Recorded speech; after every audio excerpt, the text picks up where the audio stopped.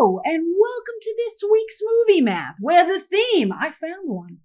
The theme is, well, I was going to say scandal, but I think more accurately, can these careers be saved? We're going to talk about Chris Pratt, obviously, but I'm also going to throw a little Sydney Sweeney, Blake Lively comparison in there. I'm excited. I hope you are too. All right, so yes, the big question for this weekend, besides, no, there was no question. That was a lot of snow. But what's going on with Chris Pratt's career? Because clearly, Hollywood doesn't like him anymore, but he can still bring in an audience. So what are we going to do with this situation? Let's dive in. There's something here, clearly. I'm sure some of you are like, chuck it in the trash. But others are like, no. I'm excited to hear your comments down below. All right, did you see Mercy, by the way? If so, how was it? All right, so Chris Pratt was a lovable fan favorite on Parks and Recreation. He was beloved by everyone. And then he hit the gym for Zero Dark 30 and was craved by everyone.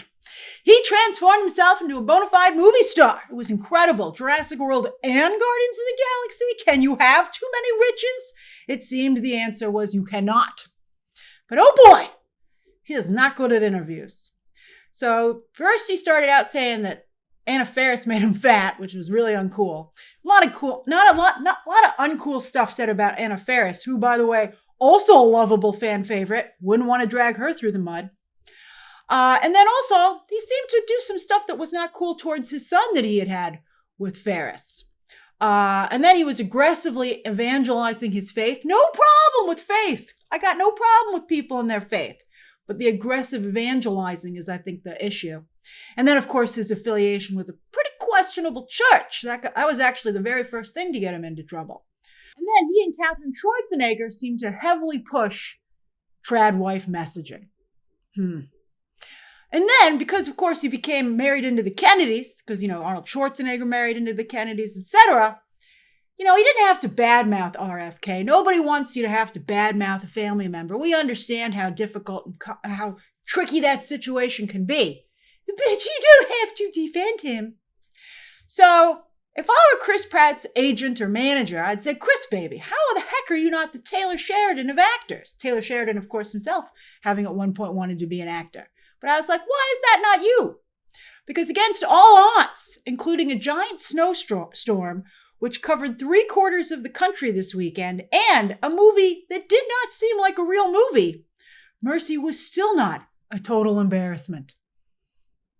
Heck, why isn't Chris Pratt working with Taylor Sheridan? That seems like a freaking slam dunk. And you know what? At one point he was going to.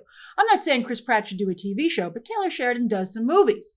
And he had a movie where Chris Pratt was going to star, but Pratt's deal fell apart.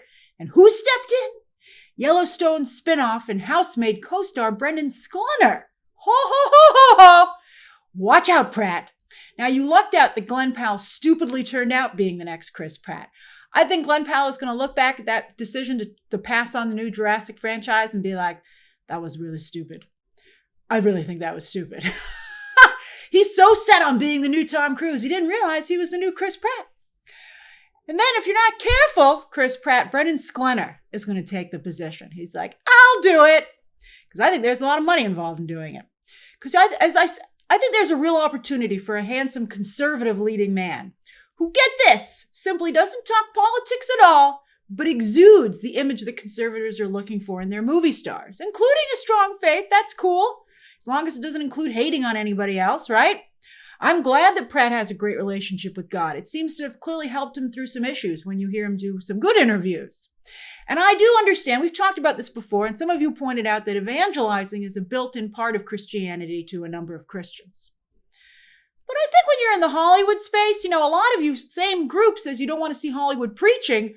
Well, nobody wants to see Hollywood preaching about anything. Let's be honest, right?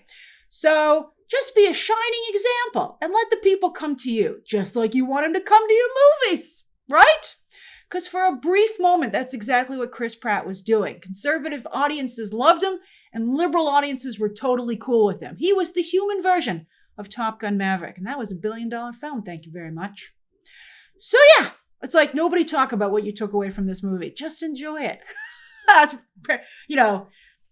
Paramount could learn a lot from this discussion as well, by the way. All right, so yeah, Chris Pratt's career, despite all the drama that has happened to him, amazingly, his career is still not dead. Mercy has an awful critic score and a pretty mediocre cinema score, but it's getting a lot of support in the audience score on Rotten Tomatoes. You can't game cinema score. They just get people out of the theater. But people, you have to be your idea to go to Rotten Tomatoes and rate the movie. And people really want to help out this film, So, I think that counts for something. But of course, what matters the most is the box office. How many tickets were actually sold? And this isn't a situation where, people are buying tickets to help out the movie like they do with Angel Studios and the upcoming Melania documentary, which we'll talk about at the end of this video. But yeah, people just went to see Mercy, even though it looks like one of the worst movies ever made. If it even looks like a movie, as I said, it looks like so bad, right? But it still managed to perform like one of Gerard Butler's recent films. And again, in the middle of a huge snowstorm where over 400 theaters had to close at least for one day this weekend. So this box office, in light of all that, is kind of amazing. What's more, the demos are actually pretty good, with Pratt and Rebecca Ferguson bringing in a pretty diverse audience. So then why is the best work that Pratt can get these days voice work? How can he turn things around? Sound off down below in the comments. I was surprised to see him act a bit edgier, by the way, on the red carpet for Mercy, particularly when asked about AI in Hollywood. I didn't like this headline for him. Is he angry about AI? Is he angry about his career situation? Or is he just trying out a new image? It might be what he's actually like, but I don't like it for him publicly as like a persona. I'd advise him to tone it down and again, think Taylor Sheridan. Tip the cowboy hat, say thank you, ma'am. Or I don't take too kindly to that. That's the vibe I think that we want I think that would serve him the best. Taylor Sheridan is moving to Universal, where, boy, they have had a wonderful time with Pratt. From the Jurassic movies to now the Super Mario films. So I would think that something could be worked out here. You know who's suspiciously quiet about Chris Pratt's future? Mr. James Gunn. There was somebody asked Chris Pratt even about it on the press tour for Mercy, and he was like, I sent a picture of myself photoshopped as Batman to James Gunn, and he just laughed at it, so. But he could hire Chris Pratt for something else, perhaps, right? Maybe even just get him something from Peter Safran, because, presumably James Gunn and Peter Safran spent a lot of time together. He'd be like, please hire my buddy Chris. Because, Chris Pratt defended James Gunn, and James Gunn has defended Chris Pratt. But yet, not getting many work. And of course, look at the kind of movie that Chris Pratt has to be in. And of course, there's Marvel's promise that Star-Lord will return. They've been asking Chris Pratt about that. And he says, yeah, I'm coming back. There are rumors that he might be a mentor for the Young Avengers or the Champions, which I don't know. I think I could see that kind of working for him. But then at the same time, it also kind of seems like a demotion. Do you want to see Star-Lord return or Pratt with James Gunn or Peter Safran over there at Warner Brothers? Or are you happy to see him fading away? Bring on Brendan Sklenar. He is the new Chris Pratt. And he apparently maybe wants the job. Glenn Powell's so stupid. So many of you really like Brendan Sklenar. In fact, who has James Gunn talked about? Brendan Sklenar. He was like, oh yeah, I watched 1923. That Brendan Sklenar is pretty talented. And Chris Pratt's like, what? So funny. Not to Chris Pratt. Again, maybe that's why he's swearing on red carpets. I still think Pratt is talented, bottom line. I think he's a talented on-screen persona. I don't even know how great an actor he is, but I think he's an talented on-screen persona. And I think clearly he still has some audience interest. But I also think a lot of time is passing. The last Guardians was 2023. The last Jurassic World was 2022. And I think if he doesn't improve his image soon and get a legit blockbuster soon, he's not going to be able to do it. I think pop culture will have passed him by. So he should aggressively be going after a meeting with Taylor Sheridan and Universal. As for the rest of the top 10, talk about scandal. This kind of fits with what we're going for. Look at the drop on Bone Temple. Woo-wee, 71%! My goodness. And Nia DaCosta really does have horrible luck because, that's a good movie, actually. Did you like Bone Temple? I have some friends who actually did not care for it, but the audience scores are quite good. Anyway, before you say, hey, what about that huge snowstorm, thank you? Well, then I would counter you. None of the other movies in the top 10 dropped this much. It's not like Bone Temple had a high place to drop from. It opened basically on par with Chris Pratt's Mercy from last weekend. It opened at like a 12-something. Mercy's at 11-something. And then it didn't just drop, it was at second place last week. So it could have dropped to just second or third, but instead it fell to fifth. So that's just really bad. Dare Sony still roll the dice on a third 28 years later film? I'd certainly wait to see if interest picks up on digital and or streaming, because after all, Sony's movies head to Netflix, and Netflix, it seems, can save anything. Maybe that's why. Even the last 28 years later didn't do great, especially considering how hot the trailer had been. But they eventually decided, they were like, oh yeah, we're going to make the third one. And I bet it's because it ended up doing pretty well. It was in the digital charts for a long time. Then I bet it did pretty well on Netflix. So we'll see. Maybe, hopefully, Nia DaCosta's work will be discovered down the line. The quality of it. And then talk about embarrassing. Return to Silent Hill has clearly been rejected by everyone. Although not a scandal, because everybody knew it was crap. All right, Avatar 3 is still on track to end with, what do you know, $1.5 billion. Some of you tried to claim that I said it wouldn't make $1 billion. I said that in my heart, I didn't think, or my gut, I didn't think it'd make $1 billion. But up here, I thought it would do a wicked for good, wicked comparison, and it is. That's exactly where it's coming in. It was the cooler head situation. So that's really great. I think it's safe to say that it's not going to make $2 billion or even get close at this point. So I think we'll see what Disney and Jimmy C decide to do. Can you believe it? Zootopia 2 made more money than Avatar 3, both domestically and worldwide. Disney Animation must just be like, what? This is incredible. It's Zootopia 3? All right, well, Marty Supreme, the Oscars aren't until March, and it is going to digital next week, but I do think it'll still continue to play in theaters. It's a dream on the big screen. And I bet you maybe it can get to 100 million domestic. That would be very impressive. But the real belle of the box office ball right now is The Housemaid.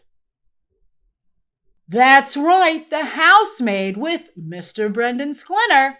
Although I don't know if Chris Pratt would ever show as much skin as Sklenar does in The Housemaid. Oh boy, that's a spicy movie. But it was made for just $35 million, which means he got naked for free, basically. So did Sydney Sweeney. Is going to clear $300 million worldwide. That's more than Weapons Made, One Battle After Another, and also even movie Predator Badlands. Also more than Snow White and Tron Ares, although those are considered flops. All right, so suddenly Sydney Sweeney has a career again. She just climbed the Hollywood sign and stuck a bunch of bras to it because she's diversifying her portfolio, thank you very much, and launching a lingerie line. It would seem, if you've ever seen her Instagram account, that was been the plan all along. All right, hey, don't knock it. Do you know how Selena Gomez, Rihanna, and Jessica Alba and Gwyneth Paltrow are all like billionaires? Selling products, not from their movies. So Sydney Sweeney's genius like a sexy fox. All right, so anyway, Blake Lively has a product line, but it's not going anywhere. So let's talk about that. So a few months ago, Sydney Sweeney was embroiled in scandal, kind of her own making. She could claim like, well, I didn't know the conversation was going to go that way. And you're like, really? But anyway, she has survived. But it's interesting because Blake Lively kind of had a similar but yet opposite situation, right? Both are in movies that did extremely well based on a popular female-centric book, right? Producing very female-centric films, getting the ladies back to the movie theater, right? It Ends With Us was only $25 million to make and made $349 million worldwide, although The Housemaid might get there by the end of the day. That's amazing. But, Blake Lively, of course, depending on whose side you're on, it's not a situation of her own making. She found herself in a very difficult position, but she was the one who chose to make it public. And the scandal came after her hit film. Sydney Sweeney's is lucky or fortunate that her scandal came first and the successful film kind of wipes away the scandal. But even more complicated for Blake Lively is that her scandal is tied directly to her hit film. So it kind of changed the narrative on that movie from being a huge success to being the grounds for a big scandal, right? I think that's part of it too. Now, emails recently made public by the court revealed that Sony executives said that Lively torpedoed her own career. And in this situation, they had advised her to just move ahead and leave Baldoni to the dust. Who cares about that loser? And just build off a big, huge box office hit right off into the sunset. But I mean, Lively surely felt that everyone would side with her. Everyone had sided with her on the set of the film for the most part. But the public, well, the situation has turned out quite differently. And now her husband and friends like Taylor Swift have found themselves dragged into this situation. It ends with us. That book had a sequel. No sequel to the movie. And although there might never have been, because I think Baldoni has the rights to that. Blake Lively could have just written him a big check. It's again, see a loser. But, it is a complicated situation depending on who you believe. But the court situation isn't really seeming to go in any direction. Over a year later, Lively not only doesn't have a sequel to that book, the book sequel to the movie, but she doesn't have any other work lined up either. So what do you think? What do you think? This is a tough one, but I'd be curious. If you could go back in time, what would you advise Blake Lively to do now that you know how it all turns out? Then, over on streaming, starting with Nielsen per usual, this time for the end of December. They're so far behind. But so yes, this was the last week of December. And I'm so sorry, Heated Rivalry fans, but you still have not managed to chart, even with your final episode. Not on the overall chart and not on the acquired chart. But you know what? As we discussed last week, Heated Rivalry is still a cultural phenomenon. And the latest development really amazed me. They got to carry the Olympic frickin' torch. What an honor.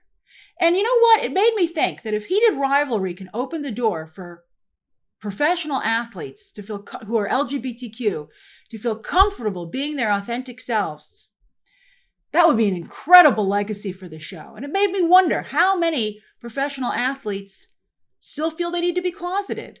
And I don't think we want any of that for them. So the fact that Heated Rivalry would be finally the thing that makes them able to step forward and to show that, that community is a big part of sports as well, would be really an amazing accomplishment for Heated Rivalry. And I suspect that's part of the reason they were asked to carry the Olympic torch. I think that they might have lit a spark in the professional athletic community, which I'm pretty impressed with. That's amazing. We'll see what happens. I'm very, very curious. What do you think? Do you feel that happening? All right, so again, this was for Christmas week when part 2 of Stranger Things dropped, not the series finale. That'll be on next week's chart. But this was when the second part, which was not very well received, dropped. But as you can see, it gave, once again, a huge boost on Nielsen. And then Landman is right behind it with very impressive but more down-to-earth numbers.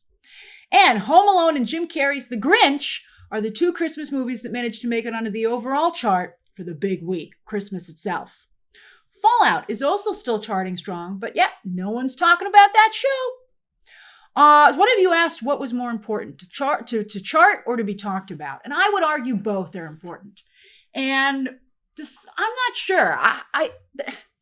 It's really impressive, the numbers. But remember, the numbers aren't so important. I think what's even more important, and I wish we would get this information, is what are the subscriptions that it's driving?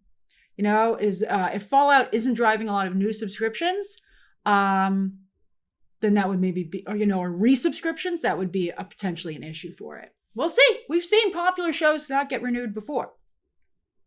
And ones that are not so popular get renewed. So it's tough. It's a little bit like movies. You can either be, sometimes you're both, but you can be an awards movie that doesn't make a lot of money. But if you win a lot of awards and generate a lot of discussion, you're considered a success by the studio. And then there are, of course, the movies that make a lot of money. I think it's similar to that. All right, on the originals chart, Dave Chappelle's surprise comedy special might have been too much of a surprise, as it seems not a lot of people knew about it. Or maybe Dave Chappelle might be losing a little bit of traction. It's hard to tell, though, because it was a surprise special. Well, did you watch it? And if not, would you have usually watched the Dave Chappelle special? And then Pluribus, again, only moderate numbers here. The global numbers must be what's blowing it up for Apple overall, because they keep saying it's such a big hit for them. Mayor of Kingstown, Percy Jackson Season 2, and The Beast in Me round out the top 10. Thank you again for telling me to watch The Beast in Me. It was great. Why did I doubt you, Matthew Reese? All right, then for movies, more proof that Die Hard is a Christmas movie. Thank you. I've always been a believer in that, because there it is on the chart with all these other Christmas movies for Christmas week. And there's Knives Out as well, which I'm glad to see is still a holiday tradition. Over on Netflix's charts, we're going to take a look at the all-time shows chart, because there's Stranger Things 5, now right behind Stranger Things 4. I don't know if it's going to catch it, though. There's 20 million between them. And this last week, Stranger Things 5 is down to just 5.1 million views. So it continued to depreciate, and it's depreciating pretty quickly. So I don't know if it'll totally close that gap. But I mean, hey, it's at the top of the chart. So I think, I don't think Stranger Things 5 has embarrassed itself too much. But yeah, I think I think overall it's not great this last season. I think it really kind of was a Game of Thrones. I would say very similar to the Game of Thrones and Star Wars situations where the numbers are still big, but the damage to the brand is still huge. What do you think? I mean, look at this behind the scenes documentary. It didn't do so hot. Third place debut with 8.7 million views. Far behind the Rip, the biggest debut for a Netflix movie since Happy Gilmore 2, which shows the big stars are still worth it for Netflix. And K-pop Demon Hunters is still going. It's been on this chart now for 31 weeks. Back to shows, I want to give a shout out to His and Hers, because just last week we were wondering about Tessa Thompson, and this is a big hit for her. John Bernthal's sitting pretty with Punisher. He's up in the upcoming Spider-Man movie. He's getting his own special on Disney+. But Tessa Thompson's been having a little bit of a tough time lately, so this was a badly needed win for her. But yikes, look at Marcelo Hernandez's comedy special down there at the bottom, where it belongs. I watched that screener. I was so excited because I've loved him on Saturday Night Live. Not only was the screener so bad that I turned it off, but it's made me like him less on Saturday Night Live. I thought it was a little misogynistic. I really had a problem with that special. It was unfunny and I thought kind of insulting towards women. Did you watch it? All right, over on digital with Apple's charts, Nuremberg and Now You See Me 3 are now on sale. So they're back on top, while Predator and SpongeBob are in a sea of Oscar-nominated movies. And people are tearfully still supporting Wicked for Good as it got totally shut out. Have the Oscar nominations gotten you to watch any movies this past week or put some on your list to watch soon? As for this coming weekend, this is a doozy as well. So you would think that Disney Fox would have an easy return to number one after Avatar was unseated by Mercy. I mean, it had to happen eventually. I don't know how much credit I would give to Mercy for that, but I guess it's another tiny little feather we can stick in Chris Pratt's cap for the week. But yeah, Sam Raimi's Send Help, you'd think that would be an easy slam dunk number one. But we have some interesting thinking outside of the box competitors. There's Brett Ratner's Melania. There's no campaign to donate tickets like there are with Angel Studios releases. But there are reports percolating that local Republican groups are buying up tickets to support the First Lady's documentary, for which Jeff Bezos paid $40 million to Trump Company for the honor of releasing. So that's pretty interesting. But ticket sales are ticket sales, and January is a slow month. There doesn't seem to be a lot of interest in Send Help. Melania could open at number one. Or it could be another, this is a crazy situation, okay? So you in some ways could think of Charlie XCX as the flip side of Melania, right? So she might defeat them both at the moment. A mockumentary, which she helped dream up, by the way. This is a creative idea that she had. And it has a ton of screens booked. Like, this has come out of nowhere. It's hardly been advertised, except in the place where people obviously for the people who are going to watch it. Have you seen an ad for the moment? And where did you see it? I bet you saw it on TikTok until apparently it imploded yesterday when it switched over to U.S. ownership by Larry Ellison. But anyway, a lot of these screens are selling out fast, and it's still only Monday. It's Monday. So does A24 have another winner? I'm very curious to see what's going to happen here. On digital, lots of movies dropping Tuesday. Zootopia 2, The Secret Agent, Ella McKay, and Greenland 2. And then with streaming movies on Wednesday, we've got The Wrecking Crew on Prime Video, which I think looks fantastic. I'm saving that for the weekend. And then with shows, also a big week for shows. Wonder Man drops all 8 episodes Tuesday night, and starting at 9 p.m. Eastern Standard Time. Ridiculous drop time. Hopefully maybe they're like, we dropped it early. All right, and Shrinking Season 3 starts on Apple TV. And then on Thursday, Bridgerton has returned yet again, with just part 1, with part 2 set for a month later at the end of February. Why not around Valentine's Day? Are they scared of Wuthering Heights? I think they could take Wuthering Heights on.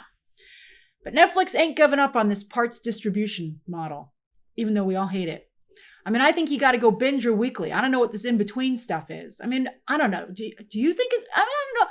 I don't think it works. I think having to take... It's one thing to wait a week to week for an episode. It's quite another to be asked to take a month-long break from a show. I think I think so far every show they've used it for the most part, has suffered in terms of audience reaction. So again, they might be doing big numbers still, but I think they're really dragging their shows through the mud. What are your thoughts on that, on the parts release model? All right, and that's this week's Movie Math. What have you been watching? What do you plan to watch? And what do you think is going to be the number one movie this weekend? I think it probably might be the moment, to be honest with you. All right, I think, it's funny to have a classic movie. Well, it didn't help us actually. Well, we'll see. We'll discuss. We'll see what happens. Share those thoughts down below. Subscribe today. And of course, as always, you can check out some more videos right now.